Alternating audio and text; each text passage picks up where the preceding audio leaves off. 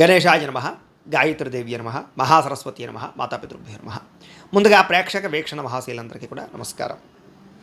15వ తారీఖు ఫిబ్రవరి 2026 నుండి 21వ తారీఖు ఫిబ్రవరి 2026 వరకు కూడా ఈ వారం ద్వాదశ రాశుల వారికి కూడా ఎలా ఉండబోతుందో చూద్దాం. అయితే ముఖ్యంగా 15వ తారీఖున ఫిబ్రవరి 15వ తారీఖున మహాశివరాత్రి వచ్చింది. ప్రతి ఒక్కరు కూడా శివారాధన ఖచ్చితంగా చేయాలి, చేస్తారు. అయితే ఆ రోజున మా పీఠంలో ఈ శివరాత్రి సందర్భంగా ఉదయం నుంచి కూడా విఘ్నేశ్వర పూజ, పుణ్యాహవాచనము, పరిషత్తు, కృష్ణత్రయాలతో పాటుగా మహన్యాసపూర్వక శివుడికి ఏకాదశ రుద్రాభిషేకం చేయడం జరుగుతుంది.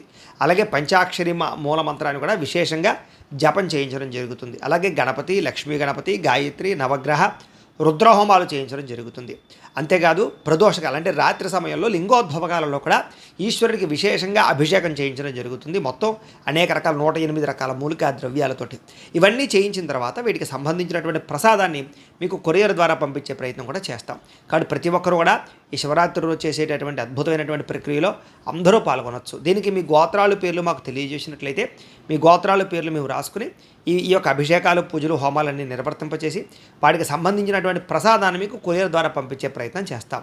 కాబట్టి ఇందులో పాల్గొనడం వల్ల ఎటువంటి కోరిక నెరవేరుతుంది, ఎటువంటి సమస్య అయినా పోతుంది. దీనికి అయ్యేటటువంటి రుసుము ఎంత అయ్యా అన్నట్లయితే కనుక 2000 రూపాయలు మాత్రమే. కాబట్టి ప్రతి ఒక్కరు కూడా శివరాత్రి వచ్చేసేటటువంటి అద్భుతమైనటువంటి మహాకార్యక్రమంలో పాల్గొనే ప్రయత్నం చేయండి తెలియజేస్తూ, అలాగే మనకి ఈ వారం ద్వాదశ రాశుల వారికి కూడా ఎలా ఉండబోతుందో చూద్దాం. ఇక మకర రాశి వారి యొక్క ఫలితాలు. అయితే ఈ వారం మీ గోచార గ్రహగతులు కనుక చూసుకున్నట్లయితే స్వల్ప అనుకూలతలు కనపడుతున్నాయి.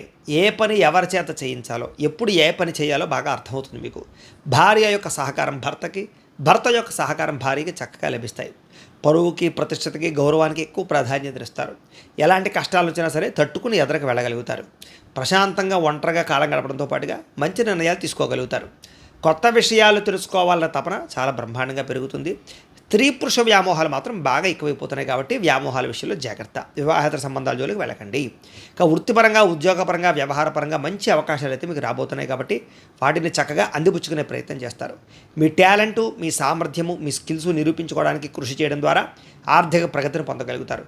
వివాహం కాని స్త్రీ పురుషులకి అప్రయత్న కార్యసిద్ధి, వివాహానుకూలతలు కనపడుతున్నాయి. ప్రేమించిన వాళ్ళతో వివాహానుకూలతలు ఉన్నాయి. అనేక రకాల సమస్యల నుంచి బయటపడడంతో పాటుగా రాజకీయ నాయకులకి అనేక రకాల సమస్యలు పరిష్కారం కనపడుతోంది. విలువైనటువంటి వస్తువులు కానీ, బహుమతులు కానీ, ఆభరణాలు కానీ పొందుకునే అవకాశం కనపడుతోంది.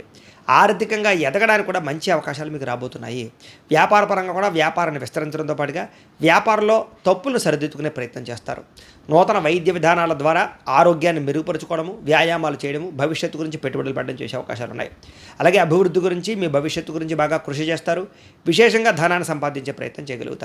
అనారోగ్య సమస్యల నుంచి బయటపడగలుగుతారని చెప్పచ్చు. మీ మీద మీకు నమ్మకం, విశ్వాసం బాగా పెరుగుతాయి.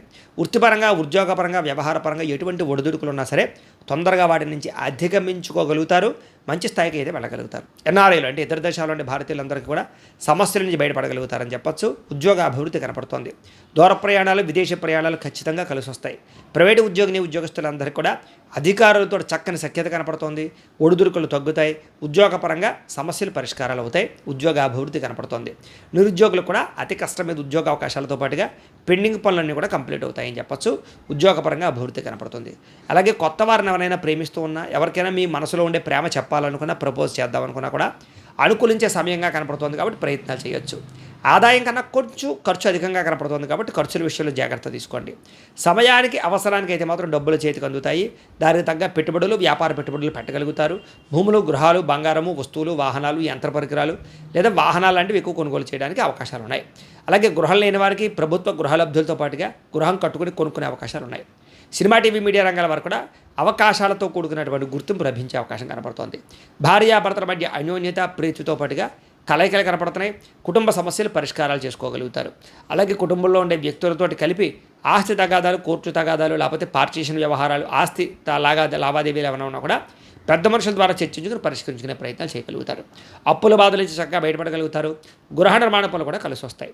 సంతానానికి మీకు మధ్య రిలేషన్షిప్ చాలా బలపడుతుంది. జనాల్లో కూడా చక్కని ఆకర్షణ ఏర్పడుతుందని చెప్పచ్చు. కోర్టు సమస్యల నుంచి, వ్యవహార సమస్యల నుంచి కూడా బయటపడగలుగుతారు. వ్యాపార పరంగా కూడా చక్కని మార్పులు తెచ్చుకోగలుగుతారు. ప్రత్యేక శ్రద్ధ పెడతారు. వ్యాపార పరంగా కూడా ఇప్పటిదాకా చేసిన తప్పులు సరిదిద్దుకోగలుగుతారు.